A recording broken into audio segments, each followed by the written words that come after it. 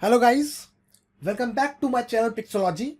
In today's video, I am going to show you my top 5 tools in CorelDRAW that honestly make designing so much easier and faster. If you are still struggling with nodes, alignment or picking colors, trust me, these tools will change the way you work. Once you start using them properly, your design will look cleaner, more professional and the way more impressive. Whether you are a beginner or already designing for clients, these are tools you absolutely should know. So let's begin. Moving to the tool number 1. So number 1, I have kept how to align nodes. So you cannot only align shapes, you can also align nodes in CorelDRAW. So for example, I have a shape over here in which I am having multiple nodes. So what if I want to align these nodes vertically? So for that, first of all, I will go to shape tool, select the nodes, and as you can see, these nodes are not properly aligned. So if I want to align them properly, I can simply select them, and after making a selection, I can simply go to the option which says align nodes. When I click over here, you will start getting two options, align horizontally or vertical. So in this case, I want to align it vertical. So I'll click on align vertical. And when I click OK, you will see all my nodes are aligned vertically on one single line. So let me just use my grid line and let me just show it to you. So let me take another example. In this, as you can see, I'm having 3 nodes on the top. If I want to make them align horizontally, I will select them, go back to the align nodes. In this case, I'm going to use align horizontal. When I click on OK, you will see all the top 3 nodes are aligned properly. So in this way, you can easily align your nodes as well. Let's jump to tool number 2. So tool number 2 is join curve. So join curve is something whenever you create any shape inside CorelDRAW. For example, I'll take a freehand tool. So as you can see, it is not a closed shape. So if I need to close them, there are multiple ways doing the same thing in CorelDRAW. For that, I need to select both the nodes. And when you select the nodes, you will find the option which says close curve. So either you can click on close curve, or what you can do is you can just click on the property docker. Inside this, go to join curve. Now when you click on join curve, you will find 3 more options: extend, chamfer, fillet and Bezier curve. So according to your requirement, you can go for it. For example, if I go to extend, click on apply. Let me just increase the tolerance. Yeah, when I increase the tolerance, as you can see, it has extended it properly. In the similar manner, if I go to chamfer, it will also join the nodes as per chamfer. So as per the requirement, you can go for fillet or Bezier curve. So in this way, you can easily use join curve to connect the nodes. Once the shape is closed, then only you can apply fill to it. Otherwise, you won't be able to apply any fill color. Moving to the next tool. So next tool is how to create a parallel line.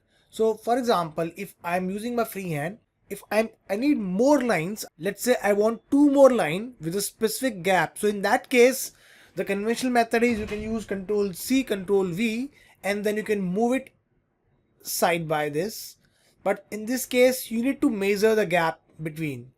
So this can be a time taking task. So for that, what you can do is you can use parallel drawing. So what exactly parallel drawing do? For example, if I'm using my freehand and now I'm creating a stroke. So nothing is happening. It is only creating one stroke, but with the help of parallel drawing, you can define how many strokes you want and what should be the gap in between 2 strokes. So I will just enable the option parallel line, and now I will define how many lines I want to create. So let's say I just want 1 more line parallel to it. Now what should be the gap? So I will keep the gap in millimeters. So I will change the unit to pixel to mm. So let's say I'll go to pick tool, change the unit to millimeters, and now go to freehand tool, and this time I'll keep a gap of around 5 millimeters. Now when I create any stroke over here, you will see a gap of 5 millimeter between two lines. For any existing stroke, for example, I'm having this stroke over here. Now parallel line is not aligned to it, but if I want to apply parallel line to it, I can simple go to parallel line, and then I can define how many strokes I want parallel to it. Let's say this time I want 2 more strokes. I will define the gap. I'll make the gap of around 8 mm, and now when I click on create from selected, so it will create 2 more parallel line from the selected stroke. Now moving to the tool number 4. So tool number 4 is elastic mode. Now what this tool does, let me select a spiral over here. Now it has number of nodes over here. So when I select all the nodes and deselect the center one, now see what will happen. It is simply giving me a linear effect. But now if I want to enable the elastic mode, you will see a major difference. So you will find the elastic mode over here. This is called elastic mode. Now when you click on it, it will toggle and make it on.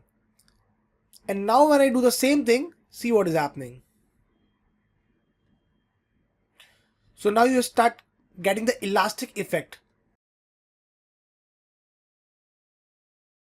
And anything which comes extra, you can simple trim it using virtual segment delete tool.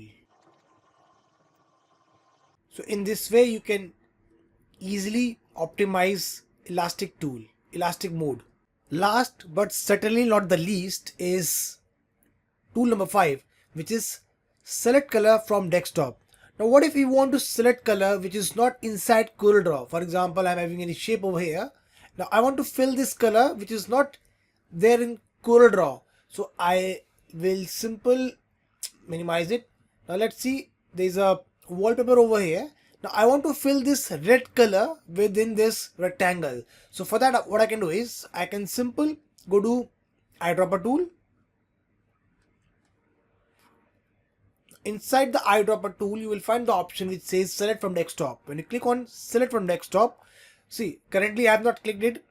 Now when I take my mouse outside the CorelDRAW, it will make the eyedropper cursor, but after clicking on select from desktop, it allows me to pick color outside of CorelDRAW.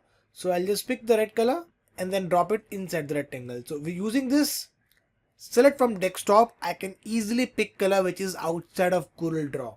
So I hope you have learned something new in this tutorial. Thank you so much for watching.